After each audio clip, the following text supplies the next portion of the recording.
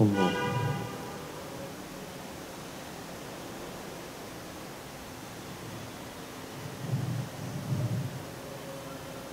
Bismillahirrahmanirrahim. Assalamualaikum warahmatullahi ta'ala wabarakatuh. Innal hamdalillah nahmaduhu wa nasta'inuhu wa nastaghfiruh wa na'udzu billahi min shururi anfusina wa min sayyiati a'malina. من يهده الله فلا مضل له ومن يضلله فلا هادي له أشهد أن لا إله إلا الله وحده لا شريك له وأشهد أن سيدنا محمدا عبده ورسوله وصفيه وخليله لا نبي بعده. اللهم صل وسلم على سيدنا محمد الفاتح لما أغلق والخاتم لما سبق ناصر الحق بالحق والهادي إلى صراطك المستقيم وعلى آله وصحبه حق قدره ومقداره العظيم. ربي اشرح لي صدري ويسر لي أمري واحلل عقدة من لساني يفقهوا قولي. ربي يسر ولا تعسر ربي تمم بالخير Rabbi zidna ilma warzuqna fahma. Amin ya rabbal alamin. Alhamdulillah, segala puji bagi Allah subhanahu wa ta'ala atas karunia nikmat yang begitu besar, sehingga pada siang hari yang mulia ini Allah masih memberikan kita kesempatan untuk sama-sama duduk di majelis yang mana ini adalah majelis yang disebut oleh Rasulullah daripada taman-taman surganya Allah Subhanahu wa ta'ala. Semoga dengan sebab berkumpulnya kita pada pagi hari di siang hari ini, Allah kelak perkumpulkan kita juga di akhirat di dalam surganya Allah Subhanahu wa ta'ala. Amin ya rabbal alamin. Ini kenikmatan yang luar biasa yang Allah tidak sembarangan pilih daripada hamba-hambanya. Seandainya kita banyak membaca kitab hadis, bagaimana Allah melalui nabinya memuliakan mereka orang-orang yang senantiasa duduk di tempat-tempat semacam ini. Orang yang senantiasa hadir di majelis ilmu itu mempunyai kedudukan khusus di hadapan Allah Subhanahu wa ta'ala dan mempunyai kelebihan-kelebihan yang tidak dimiliki orang lain. Maka bersyukur dalam hal ini adalah kewajiban yang sangat amat penting bagi diri kita. Atas nikmat-nikmat yang Allah Subhanahu wa ta'ala telah berikan kepada kita, ini kita harus sering-sering memikirkannya. Telah berapa banyak kita bersyukur atas nikmat tersebut, dari mata, dari kaki, dari tangan, dari pendengaran kita. Karena Allah Subhanahu wa ta'ala berfirman di dalam Al-Quran, la in syakartum la azidannakum wa la in kafartum inna adzabi lasyadid. Jadi sebenarnya kunci untuk bertambahnya nikmat itu ialah bersyukur atas nikmat tersebut. Yang punya mata, gunakan matanya untuk memandang hal-hal yang baik, memandang Al-Quran, memandang para wajah alim ulama. Yang memiliki pendengaran yang sehat, gunakan untuk mendengar hal-hal yang baik, mendengar zikir, mendengar mau'izatul hasanah. Yang memiliki tangan, kaki yang sehat, gunakan untuk pergi ke masjid, melakukan sholat. Lisan yang sehat, tidak kaku atau tidak bisu, gunakan untuk apa? Untuk membaca Al-Quran. Itu baru yang zahir, Pak. Banyak lagi kenikmatan Allah yang tidak nampak secara kasat mata. Contohnya apa, Pak? Organ-organ tubuh yang ada di dalam tubuh kita. Ini semuanya wajib kita syukuri, nggak boleh enggak, Pak. Semuanya. Ada yang pernah teliti, ada berapa jumlah organ yang ada di dalam tubuh kita? Baik itu pembuluh darahnya, baik itu jantungnya, atau sampai yang lebih kecil lagi. Sehingga dengan wasilah hal tersebut kita bisa bergerak dengan sesuka hati kita sekarang ini. Makanya jangan lupa untuk bersyukur. Lalu untuk mensyukuri organ-organ tubuh kita yang ada di dalam ini gimana Pak caranya? Ulama mengatakan dengan cara sholat duha. Ini jangan ditinggalin ini. Ketika kita melakukan sholat duha ini, maka Allah Subhanahu wa Ta'ala itu mencatat kita telah menunaikan semua atas nikmat-nikmat yang Allah Subhanahu wa Ta'ala berikan kepada kita. Jangan tinggalin sholat duha. Dan juga yang paling mudah ini, kata Rasulullah Sallallahu Alaihi Wasallam, Nabi pernah bersabda begini, Pak. Kata Nabi, man qala alhamdulillahi faqad syakar. Barang siapa yang mengucapkan alhamdulillah, maka sungguh dia telah bersyukur kepada Allah Subhanahu wa Ta'ala. Oleh sebab itu, ini kita harus sering-sering nih memperhatikan hal tersebut agar nikmat Allah Subhanahu wa Ta'ala tidak henti-henti datang kepada diri kita. Mungkin selama ini kita nikmatnya begitu-begitu aja, gak ada perubahan, gak bertambah, stuck di situ. Mungkin karena kita kurang pandai dalam mensyukuri nikmat yang Allah Subhanahu wa Ta'ala berikan kepada diri kita. Nah, sekarang kita duduk di sini, Pak. Ini duduk bareng-bareng. Ini wujud syukur kita kepada Allah. Kenapa Bapak kok hadir majelis ilmu? Iya, mumpung Allah masih beri saya nikmat sehat. Berapa banyak orang yang sakit gak bisa hadir. Mumpung Allah kasih saya nikmat keluangan waktu. Berapa banyak orang yang pengen hadir tapi gak bisa. Oh saya kerja Ustadz, oh saya punya kesibukan lain Ustadz. Ini bentuk syukur. Maka kalau kita hadir ke majelis ilmu ini dihadiri dengan niat-niat yang baik, maka pahalanya nggak satu, Pak. Banyak pahalanya. Saya hadir majelis ilmu untuk menunaikan kewajiban.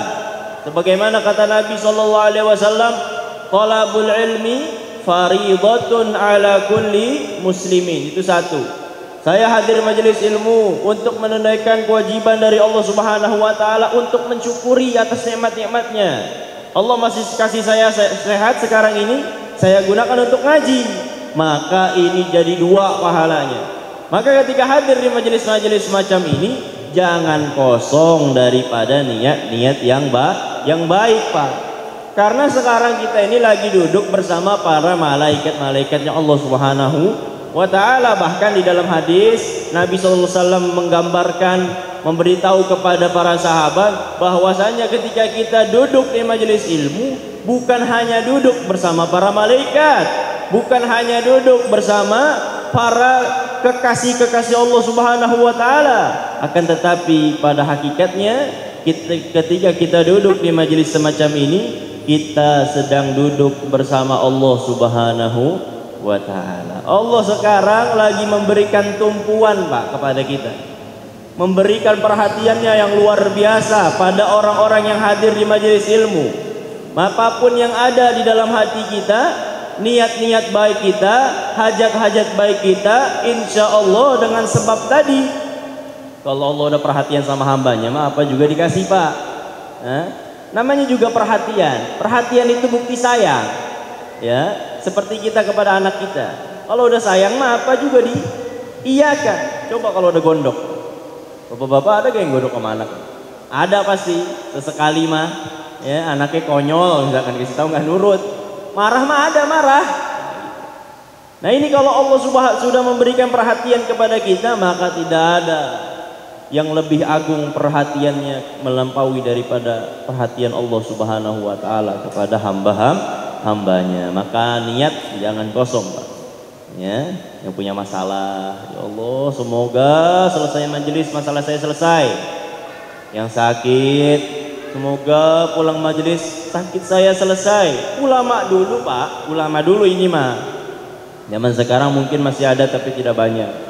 Ulama dulu itu mereka ketika sakit tidak menjadikan penyakit mereka uzur untuk hadir majelis ilmu, tidak. Bahkan ketika ditanya Imam Ahmad itu oleh muridnya, wahai Imam, kamu ini sedang sakit, kenapa tetap hadir majelis ilmu? Apa kata beliau?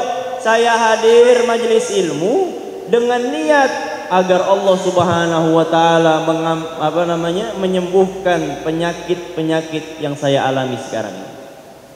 Fa alhamdulillah, dengan keberkahan majelis ilmu pulang sembuh, Pak. Pulang sembuh. Asalkan ya yakin, kalau nggak yakin mah nggak bisa, Pak. Dasar amal itu keyakinan. Untuk mendapatkan keyakinan yang mantap, caranya gimana? Memperbanyak amal tersebut. Gak bisa sekali, ya bisa baru hadir sekali majelis langsung ngomong, wah kok saya hajatnya pulang majelis kagak dikabul ini. Iya kalimu baru sekali dateng, baru sekali udah komentar. Tapi kalau istiqomah, insya Allah Pak, keyakinan kita bertambah. Ketika keyakinan itu ada, maka semua apa hajat-hajat baik kita dijabah oleh Allah Subhanahu wa ta'ala. Oke, kita lanjut pembahasan daripada kitab sunnah dalam sholat dan juga wudhu ini Pak. Sudah sampai bab atau nomor 5. Betul ya, meluruskan shaf, benar. Meluruskan shaf ini Bapak, ini adalah perkara adab kepada Allah Subhanahu wa taala. Jadi yang namanya sholat itu gak bisa main-main Pak, gak bisa. Yang namanya sholat itu semua-muanya harus serius, termasuk di dalam bab shaf. Coba kalau kita ngelihat shaf-shaf yang ada di zaman sekarang, memprihatinkan Bapak. Sangat memprihatinkan. Di dalam urusan shaf ini kita kalah sama orang-orang Wahabi ini, kita kalah. Mereka perhatian sekali perkara shaf itu. Mereka nggak bisa ngeliat ada jarak antara kaki dengan yang kaki. Temennya nggak ada, pasti dikejar. Kita kalah ini, kalah kita. Bahkan pesan Syekhuna dahulu, kita ini dalam urusan shaf jangan sampai kalah oleh mereka. Itu karena memang perhatian mereka tentang perkara shaf. Nah ini masalah shaf ini ternyata adalah adab ketika kita ingin berjumpa dengan Allah. Maksudnya gini Pak, ketika kita ingin berjumpa dengan Allah bersama-sama, itu tidak bisa sembarangan. Shafnya harus rapi, shafnya harus seimbang, harus sejajar. Makanya Nabi sampai bilang wasitul imam, jadikan imam itu di tengah-tengah. Maksudnya apa? Kata-kata Pak, biar shafnya enggak berat sebelah gitu maksudnya. Jadi bapak-bapak ini harus tahu nih Bapak, ketika Bapak hadir ke masjid atau ke musola, yang Bapak lihat itu imamnya dulu. Imam ke belakang, imam, dan ini harus tahu nih, orang yang di belakang imam, coba posisikan posisinya itu tepat di belakang imam. Jadi patokannya dia tuh ke belakang. Jadi nanti shaf kedua sejajar, shaf ketiga sejajar sama orang itu. Agar apa? Jadi patokannya dia, ngelihat kanan kirinya ini seimbang atau enggak dari dianya, gitu loh Pak. Nah bapak-bapak yang misalkan datang shaf kedua belum penuh sampai pojok, kanan kiri belum penuh, maka bapak dahulukan mana? Kanan atau kiri? Gak mutlak langsung ke kanan Pak, tidak. Kalau kanan semua ya doyong ke sono akhirnya, gitu. Ini ibarat kata ya, ulama itu mengatakan ibarat pesawat. Pesawat itu Pak harus seimbang untuk menempuh perjalanan yang baik. Ini kita mau perjalanan akhirat Pak, jangan main-main ini. Ini untuk sampai kepada Allah Subhanahu wa taala ini. Ya. Maka ketika datang ke masjid, kanan kiri Bapak lihat dulu. Kira-kira softnya banyak mana? Kanan atau kiri? Kalau udah banyak kanan, maka Bapak isi yang kiri. Ini yang ngerti-ngerti aja nih. Karena kadang orang yang gak ngerti itu Pak, maunya sebelah kanan dia, kekeh dia mah. Pak kiri Pak. Oh enggak, saya sukanya kanan. Karena Nabi suka yang kanan. Ya sholat air kanan semua, kan repot begini nih. Kalau yang ngerti, ngelihat kanannya penuh atau lebih ramai yang kanan, maka Bapak isi sebelah kiri. Contoh nih tadi, misalkan tengah-tengah nih, saya di soft kedua, ya ini kiblat ke arah sana, ini softnya, lurusannya ini saya. Bapak udah ngeliat satu di kanan, berarti Bapak ngisi yang kiri. Udah lihat dua yang kanan, kiri masih satu, isi yang kiri. Begitu terus.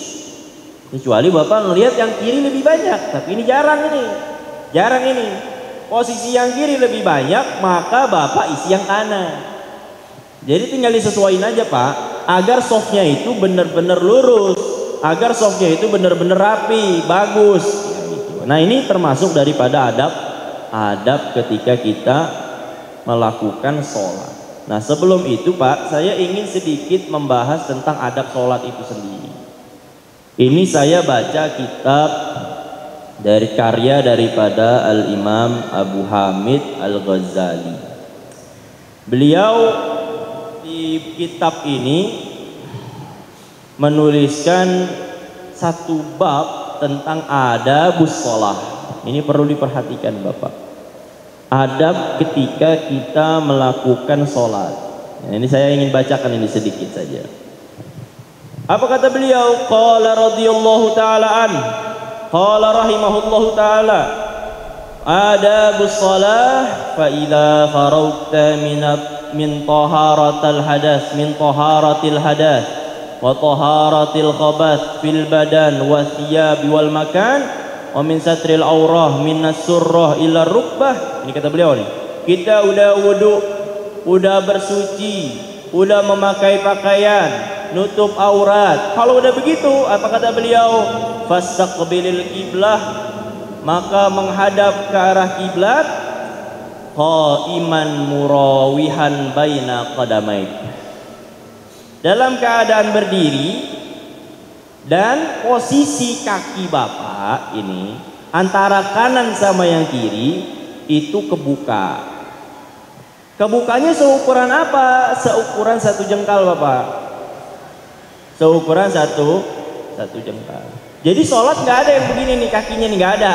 Ini mah khusus bocah-bocah aja ini mah, bocah SD, bocah MI, sholatnya begini. Kalau kita jangan begini, jangan. Dan juga jangan begini, jangan. Ya, seukuran apa Pak? Seukuran satu jengkal. Apa sebelum sholat saya taruh dulu, saya ukur pakai jengkal saya Ustaz? Enggak, yang nggak begitu enggak. Dikira-kira aja. Kira-kira kalau kita lihat nih, antara kanan kiri kita satu jengkal segini nih, ya segitu udah. Jangan diukur-ukur, aneh nanti jadinya.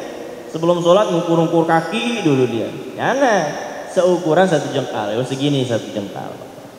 Nah, ketika Bapak menjumpai kanan kiri Bapak kosong, nggak rapet, bukan hanya kaki kanan Bapak misalkan, yang kanan Bapak sholat posisinya di kiri, kanannya agak kosong, Bapak geser sedikit. Bukan hanya kaki kanannya dong yang digeser, tapi kaki kirinya juga digeser. Biar tetap sama ukuran Bapak mulai sholat sampai akhir. Semana? Seukuran satu jam. Nah ini makanya pentingnya jamaah itu ngerti ilmu tuh begini. Ketika jamaah yang satu geser ke kanan, yang kiri jangan diam sampingnya. Geser juga dong. Agar posisi softnya tetap full, tetap penuh, tidak kosong. Ini karena nanti ada kata Nabi, ada apa akibat daripada orang yang mengosongi soft itu ada akibatnya Pak. Ini hati-hati. Dan akibatnya ini parah, ini parah akibatnya. Jangan sampai ini terjadi kepada keseharian di dalam sholat jamaah kita ini ya Pak ya. Nanti oke. Terus bihaitsula tadummuhuma, sekiranya tadi kata saya jangan didempetin, wastawi qaiman, lurus dirinya ya, jangan doyong kanan doyong kiri, jangan maju ke depan maju ke belakang, jangan, lurus memang tegak dirinya. Nah ini min adabis shalah kata Imamul Ghazali. Kemudian waqra qul a'udzu birabbin nas, baca dulu ini Pak, baca ini mah adabnya, baca qul a'udzu birabbin nas Bapak. Sebagai apa? Tahassunan minasyaiton, sebagai penjagaan dari setan. Bapak-bapak yang pengen sholatnya mudah untuk khusyuk, itu ada caranya Pak. Gak bisa Bapak ngaku-ngaku khusyuk, gak bisa. Caranya itu salah satunya membaca qul a'udzu birabbin. Sebagai apa tadi? Penjagaan dari setan. Setan ini luar biasa Bapak, godaannya setan ini luar biasa, nggak diduga-duga datang setan ini Pak ya. Salah satunya itu membaca qul a'udzu birabbin nas. Sama bapak-bapak kalau mau khusyuk ini datang ke masjidnya jangan buru-buru, santai ya, dalam keadaan sakinah wal waqor kata Nabi, tenang, pelan juga bukan begitu pelan Pak. Pelan di sini maksudnya jangan tergesa-gesa, tenang ya, jangan lari, jangan, karena bisa menjadi sebab nanti kita nggak khusyuk sholat, sampai masjid ngos-ngosan dia ya. Akhirnya takbir Allahu Akbar, nggak bisa khusyuk begitu Pak, nggak bisa ya. Salah satunya itu datang ke masjid jangan buru-buru, dalam keadaan tenang, sudah bersuci, tidak banyak berbicara. Kalau selama perjalanan ke masjid ngobrol, jauh dari kata bisa untuk khusyuk. Ini cara-caranya salah satu. Nah kalau beliau bilang ya untuk berlindung daripada setan, untuk mempermudah khusyuk maksudnya Pak, biar tidak diganggu oleh. Nah yang paling penting ini Pak kata beliau, wahdir qalbak, hadirkan hati kita. Ini yang sulit ini. Jasadnya mah sholat, Allahu Akbar, Allahu Akbar. Hatinya, ya Allah, ada yang lagi makan hatinya, ya, ruhnya itu lagi makan mie ayam. Karena pas sholat, di sini kita makan mie ayam ini. Ada yang sholat, otaknya di mana? Di kantor. Habis ini saya harus langsung ke kantor ini. Hatinya dan jasadnya doang jadi, tapi ruhnya enggak. Ini jangan sampai kayak begini. Wahdir qalbak. Nah ini yang paling penting ini yang paling penting. Jangan sampai kosong nih hati kita, dan jangan sampai kemana-mana hati kita ini, yang fokus saja udah kepada Allah Subhanahu wa Ta'ala. Wahdir qalbaka wa farriqhu minal waswas. Kemudian Bapak, kosongkan hati daripada waswas setan. Ini Bapak pernah nggak waswas di dalam sholat?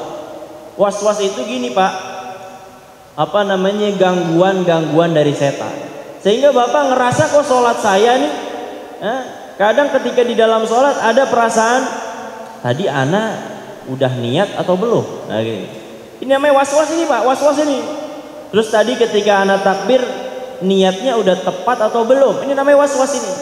Nah sebelum sholat kita kosongin itu waswas, kita hilangin, pokoknya nggak ada waswas sudah. Jadi cara menghilangkan waswas itu memang dengan cara dilawan Bapak, jangan diikutin terus. Kalau diikutin makin jadi, jadi nanti jangan heran kalau waswas itu didiamkan di dalam hati, di dalam diri kita. Jadi nanti ketika sholat sering banyak orang-orang yang sholatnya kayak gini nih Pak, mohon maaf ini Pak, Allah, jadi Allah nggak jadi. Kenapa? Tadi waswas. Makanya kan Bapak ngaji itu pentingnya itu, biar tahu sebenarnya yang wajib di dalam niat itu apa sih Pak? Apa aja? Bapak masih ingat gak Pak? Yang wajib di dalam niat sholat itu apa aja Pak? Yang pertama usolli, tuh satu. Yang kedua fardiyah, kefarduannya. Yang ketiga, jenis sholatnya. Ini yang wajib kalau sholat sendiri. Kalau bermakmum tinggal tambahin makmuman. Ini kan pendek. Kalau Bapak pakai bahasa Arab, usolli fardhu zuhri makmuman. Pendek apa panjang ini? Pendek. Makanya kalau orang niat sholatnya, ketika sholat niatnya kayak gini, mah insya Allah nggak was-was dia. Yang was-was itu kalau kayak gini Bapak, usolli fardhu zuhri arba'a raka'atin mustaqbilal kiblati adaan makmuman lillahi. Panjang ini. Dia nyangkanya sholat itu niatnya harus kayak gitu. Akhirnya susah dia. Allah usolli fardhu zuhri arba'a raka'atin mustaqbilal kiblati makmuman lillahi. Kan susah. Nah ini pentingnya mengaji. Jadi kalau mungkin dahulu pernah saya sampaikan, kata Imamul Haddad, kata Imam Al-Habib Abdullah ibn Alawi Al-Haddad, orang yang was-was itu Pak, yang pertama kemungkinan karena kurang akal. Kalau kurang akal ini berarti gimana ya Pak ya? Setengah gila berarti gitu ya? Apa gimana? Saya nggak paham juga. Pokoknya kurang akal. Pernah lihat Bapak orang kurang akal? Pernah nggak? Mungkin pernah lah ya. Kalau yang nggak berakal banyak. Kurang akal kata Imamul Haddad. Yang kedua, orang yang kayak begini modelnya karena bodoh, nggak tahu ilmu, nggak tahu ilmu. Karena nggak tahu ilmunya, makanya tuh setan seenak-enak dia bisa gangguin. Nah, ini makanya penting nih ngaji. Minimal tuh sehari ya sekali ya, kalau nggak bisa seminggu sekali ini. Ya, kajian subuh itu hadir Pak. Ya, kajian Sabtu pagi, pokoknya seminggu itu minimal sekali. Agar apa? Agar hati kita ini tidak keras dan kita terhilang atau terhindar daripada kebodohan. Terus wandur, dan ini Pak, ketika kita sudah berada di soft, ini hadirkan ini, bayangkan ini, wandur baina yaday man taqum. Ketika hadir diri di soft, bayangkan, pikirin sekarang kita ini lagi berada di hadapan siapa. Ini kata Imam Al-Ghazali. Ketika soft imam bilang luruskan soft, kemudian biasanya imam bilang kayak gini Pak, ya, hadirkan Allah di dalam hati-hati kita. Biasa imam ngomong gitu tuh biasanya. Allah yang ngerti Imam, untuk mengingatkan para jamaah. Maka ketika kita sudah berada di depan sof, duduk atau berdiri di sof, ketika kita ingin takbir, bayangkan sekarang saya ini sedang berhadapan langsung dengan Allah. Jadi ketika kita sholat, kita sedang menjalin interaksi dengan Allah Subhanahu wa Ta'ala. Makanya yang sebelum pertemuan ini saya bilang sebaik-baik doa adalah sholat. Karena ini dekat sekali ke dalam posisi kita dengan Allah Subhanahu wa Ta'ala. Apalagi nanti ketika kita sujud, itu posisi terdekat seorang hamba dengan Robnya. Kata beliau, wandur baina yaday man taqum. Bayangin kita lagi diri di hadapan siapa sekarang. Setelah itu wa man tunaji. Selesai kita sholat, bayangin sekarang saya lagi berdoa di hadapan siapa. Saya lagi berdoa kepada siapa ini? Kepada Allah, Tuhan semesta alam. Tiada Tuhan selain dirinya.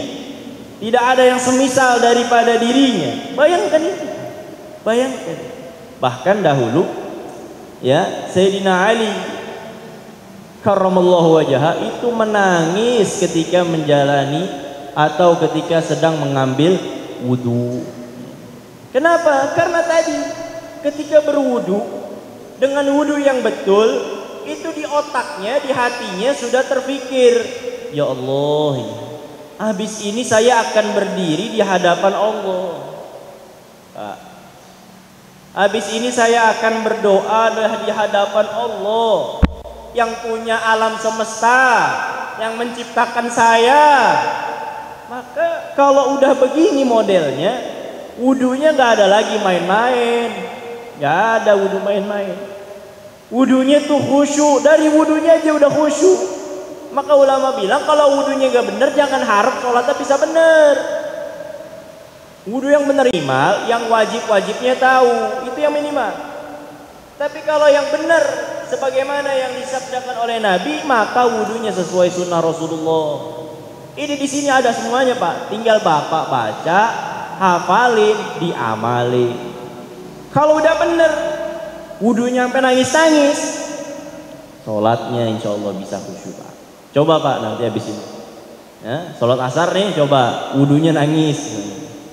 Dicoba aja dulu, dicoba. Gimana cara nangis? Ya bayangin dosa kayak apa, kayak intinya mah nangis dulu dah. Pembiasaan nangis dulu, ini penting ini, pembiasaan nangis. Karena kalau orang yang mudah nangis itu tanda hatinya lembut. Kalau udah kotor, nggak bisa nangis, nggak bisa nangis. Jangankan untuk nangis, nasihat apapun dari siapapun nggak masuk. Manggil siapa? Manggil Habib Umar, datengin ke Indonesia. Buat nasehatin dia doang. Kalau udah keras gak bisa, Bang. Gak bisa masuk, ditolak mentah-mentah. Apalagi kita yang nasihat. Ya kecuali hidayah daripada Allah Subhanahu wa Ta'ala. Nah ini Pak ya, hadirkan ini hati-hati yang semacam ini ketika kita sholat, ketika kita berwudu, ketika kita ibadah-ibadah lainnya. Karena pada hakikatnya apapun yang kita lakukan itu semuanya diketahui oleh Allah Subhanahu. Apa kata beliau? Wastahyi an tunaji maulaka biqalbin ghafil. Harusnya itu kamu malu, kata Allah. Kata Imamul Ghazali. Harusnya kamu itu malu. Malu kenapa? An tunaji maulaka biqalbin ghafil. Kamu doa, kamu sholat, kamu zikir, tapi hati kamu lalai dari Allah. Harusnya malu. Malu ini. Allahu Akbar, Allahu Akbar, Allahu Akbar, Allahu Akbar, Allahu Akbar, Allahu Akbar, Allahu Akbar. Hatinya nggak ada. Allah Maha Besar, nggak ada. Ini namanya ghafil. Subhanallah, subhanallah, subhanallah, subhanallah, subhanallah, subhanallah, subhanallah. Hatinya nggak ada. Maha suci Allah. Alhamdulillah, alhamdulillah, alhamdulillah, alhamdulillah. Hatinya kosong, nggak ada. Segala puji hanya milik Allah. Ini namanya ghafil. Ketika kita berzikir Pak, Allahu Akbar, Allahu Akbar, Allahu Akbar, hati kita itu hadirkan makna dari kalimat tersebut. Apa? Allah Maha Besar, selain Allah kecil. Allah Maha Besar, selain Allah kecil. Hadirkan yang seperti itu. Dunia ini semua milik Allah. Kita semua ciptaan Allah. Ini adalah tanda daripada kebesaran. Ini harus seperti ini ketika kita melakukan.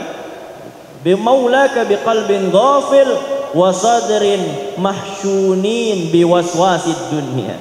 Ini kita ini, Bapak. Ya Allah. Yang pertama hatinya lalai. Satu. Yang kedua dipenuhi dengan pikiran-pikiran dunia. Kalau sudah takbir, Pak, jangan bawa urusan dunia, jangan. Ini penting ini, Pak. Caranya gimana Ustadz biar bisa begitu? Latihan. Latihan terus, sholat perbanyak. Perbanyak sholat, lama-lama bisa, Pak. Kalau sedikit sholatnya ya jangan harap. Jangan harap. Perbanyak sholat. Ya, baik ya, ditambah ya, yang wajib itu pasti ditambah dengan sholat-sholat sun untuk memasuki perasaan-perasaan yang seperti itu. Jadi ketika Allahu Akbar, kalau masih bawa urusan dunia memalu Pak, malu. Dunia di hadapan Allah, Pak, tenang aja. Allah tuh bisa buat apapun yang Allah mau. Tenang aja Pak. Tenang. Jadi ketika Allahu Akbar, duitnya lupain, anaknya lupain, istri lupain, keluarga lupain, kerjaan lupain semuanya. Fokuskan untuk Allah. Selesai sholat. Ini sebagaimana yang dikatakan oleh Nabi SAW. Jikalau sholatnya benar, maka urusan-urusan kita semuanya terselesaikan. Sebagaimana juga yang difirmankan Allah, yang sholatnya benar, maka dia akan terhindar daripada perkara yang munkar, daripada perkara yang tidak baik. Itu ya. Jikalau sholatnya.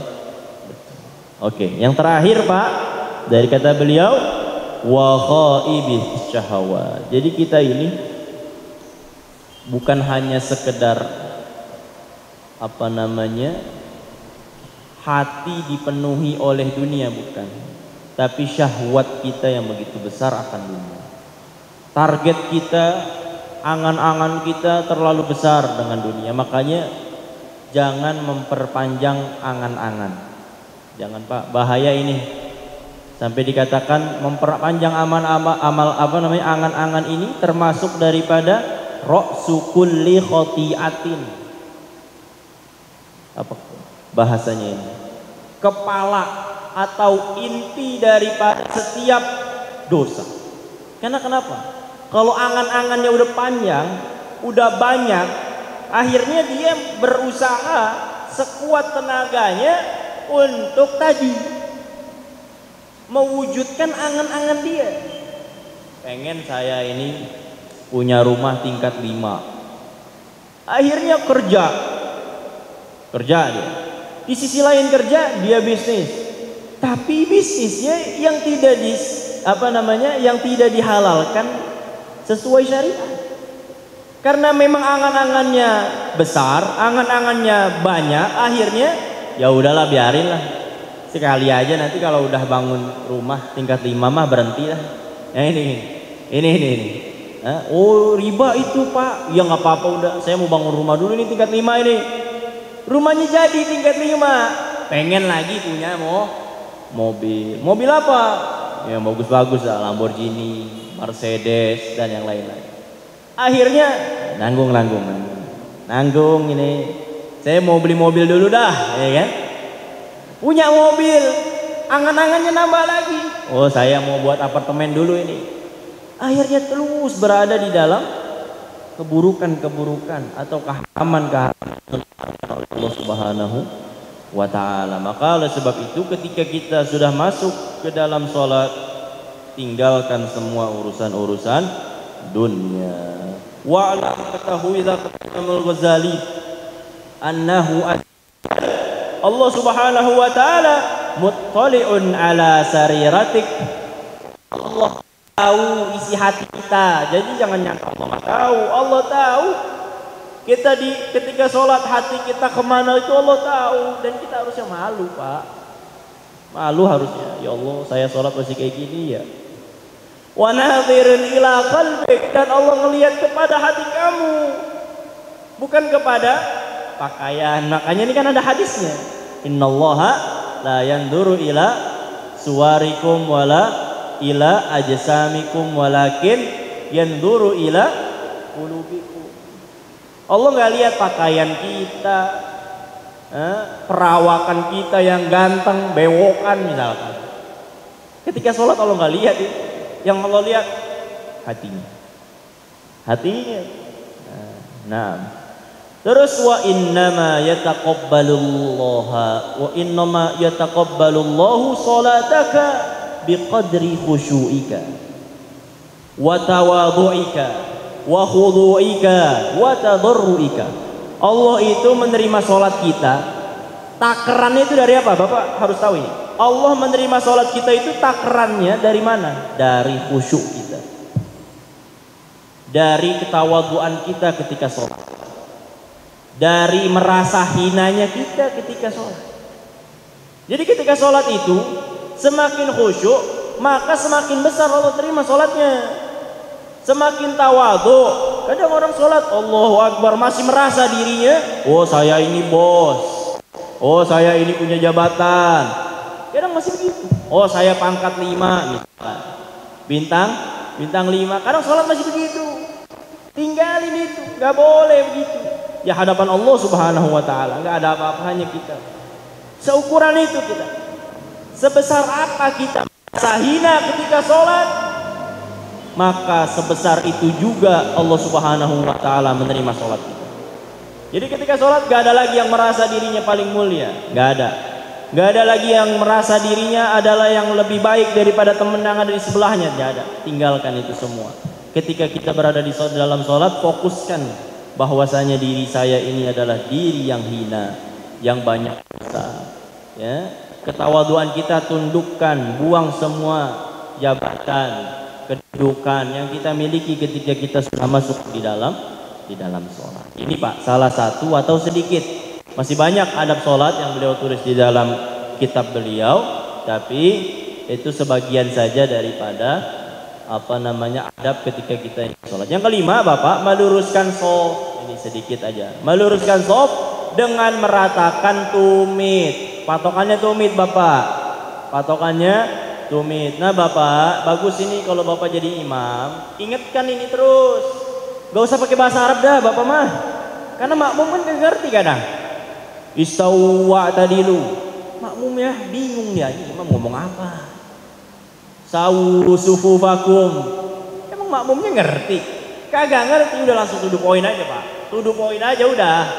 Luruskan shaf, rapatkan shaf. Gitu aja udah. Ya, kalau mau pakai bahasa Arab juga bahasa Indonesianya dulu. Biar makmumnya rata semuanya. Luruskan shaf, rapatkan shaf. Lurusnya shaf dilihat dari tumit. Nih kalau jadi imam. Ini sunnah ini.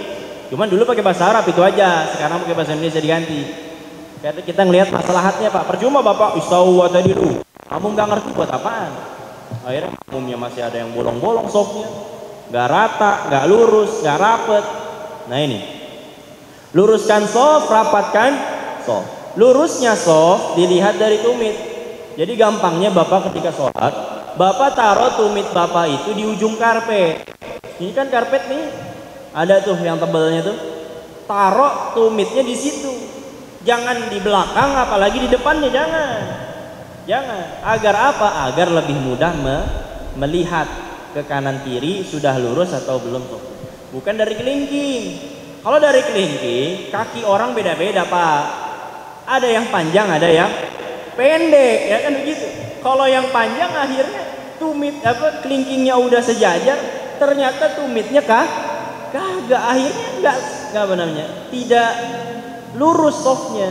Jadi cara meluruskan shaf itu dengan cara melihat tumit, bukan kepada kelingking. Merapatkan bahu dengan bahu serta kaki dengan kaki ini, Pak. Jadi bahu Bapak dengan bahu yang samping itu rapet, ngena gitu. Dan untuk kaki juga dirapatkan. Minimal kalau nggak mau rapet juga Bapak, minimal jaraknya itu jangan terlalu kelihatan. Kalau antara Bapak sholat dengan kanan kiri Bapak ada jarak segini, ini masih nggak kenapa-napa ini. Masih tidak apa-apa, masih dianggap rapat, masih dianggap. Tapi kalau udah sampai 1 jengkal, ini ketara ini mah. Sudah Oke. Jadi lurus dan juga rapat. Dalilnya Pak, daripada Sayyidina Ibnu Umar, anaknya Sayyidina Umar bin Khattab, Abdullah bin Umar. Apa kata beliau? Rasulullah SAW bersabda, Nabi bersabda, aqimus sufuf wahadu bainal manakib. Nih, baca hadis ini ketika jadi imam, pengen takbir. Aqimus sufuf, luruskan shaf-shaf. Wahadu bainal manaqib, sejajarkan bahu-bahu kalian, kata Rasulullah. Wasyaddul khalal, tutup shaf-shaf dari celah-celah daripada shaf. Wala tajaru furujatin lisyaitan, jangan biarin celah-celah kita itu diisi sama setan. Maka ketika kita sholat, shaf kita kosong, itu setan yang isi, Pak. Itu setan. Jadi semakin banyak shaf yang terbuka, semakin sulit kita untuk khusyuk. Karena setannya kanan kiri kita, Pak. Setannya kanan kiri kita. Tadi yang shafnya kosong. Jadi jangan sampai kosong. Terus waman wasala shaffan. Nah ini. Waman wasala shaffan wasalahullah. Waman qata'a shaffan qata'ahullah. Barang siapa yang ingin menyambung hubungan dengan Allah Subhanahu wa taala, maka sambungkan. Ketika kita merapatkan shaf kita, nyambung soft kita dengan teman kita di samping kita, itu kita sedang hakikatnya bukan menyambung soft bersama dia, tapi kita sedang menyambung hubungan dengan Allah Subhanahu. Bapak pengen nggak punya hubungan khusus dengan Allah? Pengen nggak ini?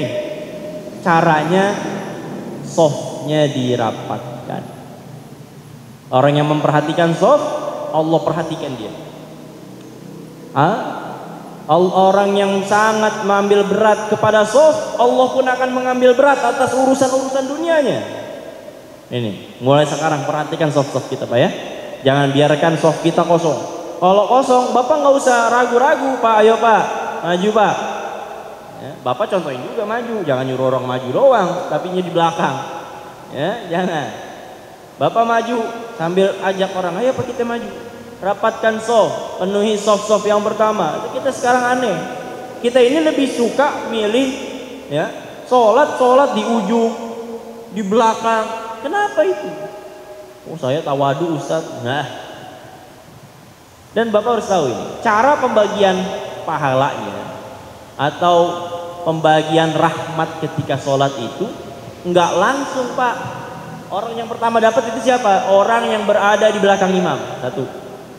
Kemudian kemana? Ke kanan. Habis kanan, kiri. Kanan, kiri. Kanan, kiri. Kanan, kiri. Sop pertama. Sop kedua, tengah. Kanan, kiri. Bapak mau dapat yang pertama atau yang belakangan?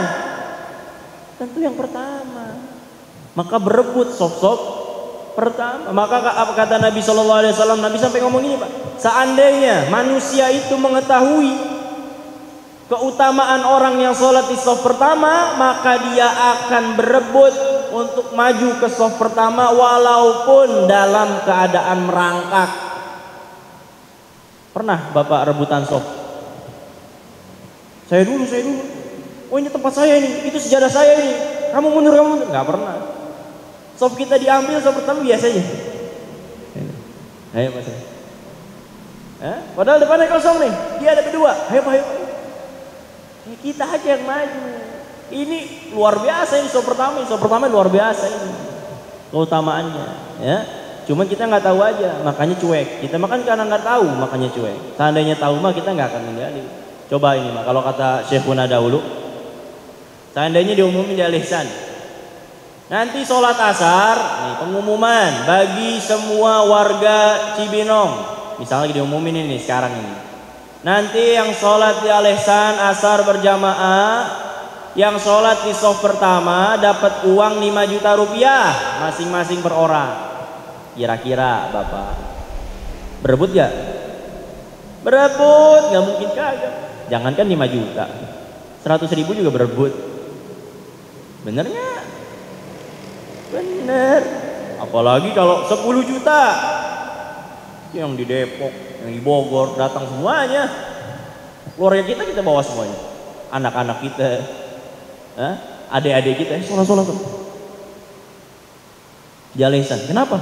Sop pertama 10 juta. Belum azan udah penuh masjid.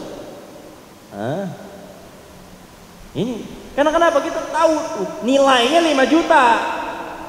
Nilainya 10 juta, berebut. Dari jauh juga datang.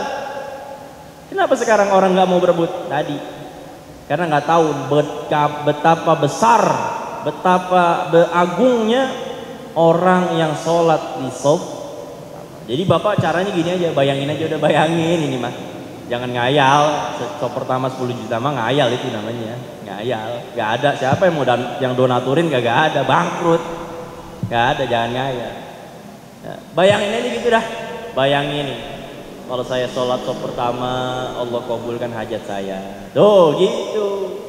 Saya sholat sof pertama, Allah memperhatikan saya, Allah sayang saya, Allah sembuhkan penyakit saya, kabul hajat-hajat saya. Gitu. 10 juta maka gak ada apa-apanya dibandingkan perhatian Allah Subhanahu wa ta'ala. Kalau Allah sudah memperhatikan mah Bapak minta apa juga dikasih ya. Istau wa'tadilu ya. Terus tadi kata Nabi, man wasalahullah wa man wasala soffan wasalahullah, dan yang terakhir wa man qata'a soffan qata'ahullah. Orang yang memutus daripada sof salat, dia pada hakikatnya bukan hanya sekedar memutus shaf, tapi dia sedang memutus hubungan dia dengan Allah Subhanahu wa taala, ya.